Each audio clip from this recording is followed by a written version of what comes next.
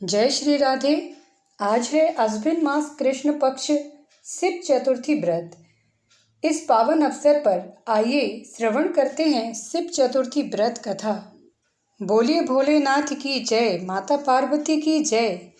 पौराणिक कथा के अनुसार पूर्व काल में चित्रभानु नामक एक शिकारी था। जानवरों की हत्या करके वह अपने परिवार को पालता था।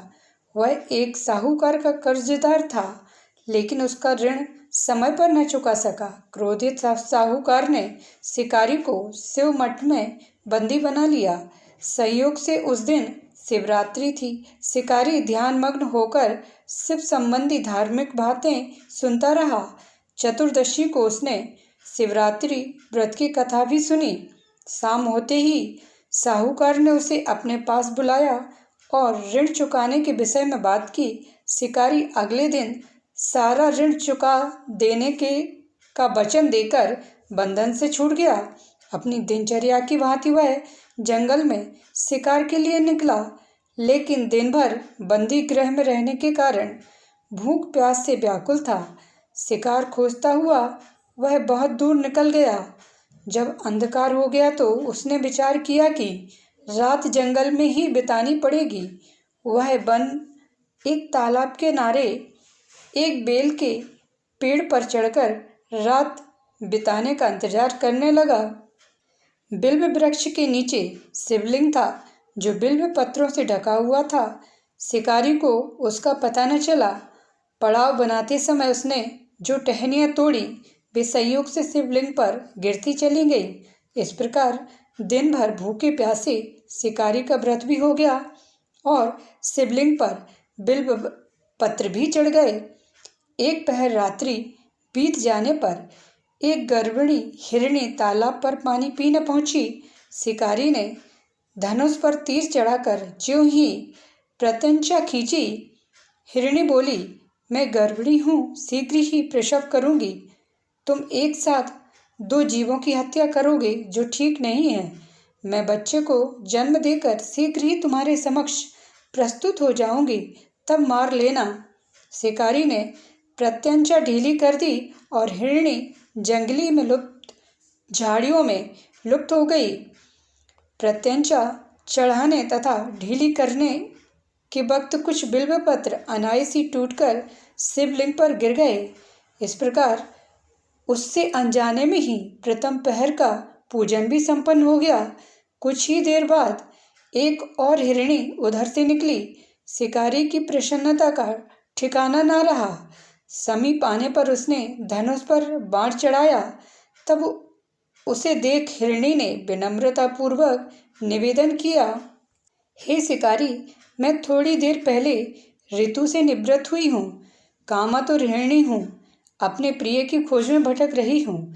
मैं अपने पति से मिलकर शीघ्र ही तुम्हारे पास आ जाऊंगी। शिकारी ने उसे भी जाने दिया। 2 बार शिकार को खोकर उसका माथा ठनका। वह चिंता में पड़ गया।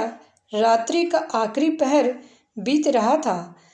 इस बार भी धनुष से लगकर कुछ बेलपत्र शिवलिंग पर जा गिरे तथा दूसरे पहर की पूजन भी संपन्न हो गई। तभी एक अन्य हिरणी अपने बच्चे के साथ उधर से निकली। शिकारी के लिए यह स्वर्णिम अवसर था। उसने धनुष पर तीर चढ़ाने में देर नहीं लगाई। वह तीर छोड़ने वाला ही था कि हिरणी बोली, हे शिकारी, मैं इन बच्चों को इनके पिता के हवाले करके लौट आऊंगी। इस समय मुझे मत मारो। शिकारी हंसा और बोला, सामने आए शिकार को छोड़ दूं? मैं ऐसा मूर्ख नहीं हूँ। इससे पहले मैं 2 बार अपना शिकार खो चुका हूँ। मेरे बच्चे भूख प्यास से व्यग्र होंगे। उत्तर में हिरणी ने फिर कहा, जैसे तुम्हें अपने बच्चों की ममता सता रही है, ठीक वैसे ही मुझे भी। हे शिकारी, मेरा विश्वास करो, मैं इन्हें इनके पिता के पास छोड़कर तुरंत लौटने की प्रतिज्ञा करती हूँ। हिरणी का दुख भरा स्वर सुनकर शिकारी को उस पर दया आ गई। उसने उस मृग को भी जाने दिया। शिकार के अभाव में तथा भूख प्यास से व्याकुल शिकारी अनजाने में ही बेल वृक्ष पर बैठा बेल पत्र तोड़ तोड़कर नीचे फेंकता जा रहा था। पौ फटने को हुई तो एक हष्ट-पुष्ट मृग उसी रास्ते पर आया। शिकारी ने सोच लिया कि इसका शिकार वह अवश्य करेगा।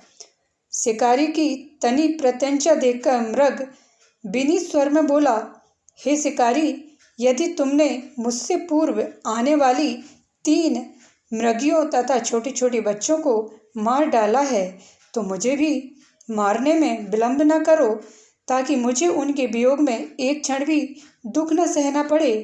मैं उन हिरनियों का पति हूँ। यदि तुमने उन्हें जीवन दान दिया है तो मुझे भी कुछ क्षण का जीवन देने की कृपा करो। मैं उनसे मिलकर तुम्हारे समक्ष उपस्थित हो जाऊंगा। मृग की बात सुनते ही शिकारी के सामने पूरी रात का घटना चक्र घूम गया। उसने सारी कथा मृग को सुना दी। तब मृग ने कहा, मेरी तीनों पत्नियां जिस प्रकार प्रतिज्ञाबद्ध होकर गई हैं, मेरी मृत्यु से अपने धर्म का पालन नहीं कर पाएंगी। अतः जैसे तुमने उन्हें विश्वास पात्र मानकर छोड़ा है, वैसे ही मुझे भी जाने दो। मैं उन सबके साथ तुम्हारे सामने शीघ्र ही उपस्थित होता हूँ। शिकारी ने उसे भी जाने दिया। इस प्रकार सुबह हो गई। उपवास, रात्रि जागरण तथा शिवलिंग पर बेलपत्र चढ़ने से अनजाने में ही शिवरात्रि की पूजा पूर्ण हो गई। पर अनजाने में ही हुई पूजन का परिणाम उसे तत्काल मिला। शिकारी का हिंसक हृदय निर्मल हो गया, उसमें भगवत शक्ति का वास हो गया। थोड़ी ही देर बाद वह मृग सपरिवार शिकारी के समक्ष उपस्थित हो गया ताकि वह उनका शिकार कर सके। किंतु जंगली पशुओं की ऐसी सत्यता, सात्विकता एवं सामूहिक प्रेम भावना देखकर शिकारी को बड़ी ग्लानि हुई। उसने मृग परिवार को जीवन दान दे दिया। अनजाने में शिवरात्रि के व्रत का पालन करने पर भी शिकारी को मोक्ष की प्राप्ति हुई। जब मृत्यु काल में यमदूत उसके जीव को ले जाने आए तो शिवगणों ने उन्हें वापस भेज दिया तथा शिकारी को शिवलोक ले गए। शिवजी की कृपा से ही अपने इस जन्म में राजा चित्रभानु अपने पिछले जन्म को याद रख पाए तथा महाशिवरात्रि के महत्व को जानकर उसका अगले जन्म में भी पालन कर पाए। व्रत कथा संपूर्ण होती है। बोलिए शिव शंकर की जय, शिव पार्वती की जय। चैनल पर पहली बार आए हैं तो चैनल को सब्सक्राइब करिए, बेल आइकन प्रेस करिए, लाइक करिए, कमेंट सेक्शन में जय महादेव लिखिए। मिलते हैं अगली वीडियो में। जय श्री राधे।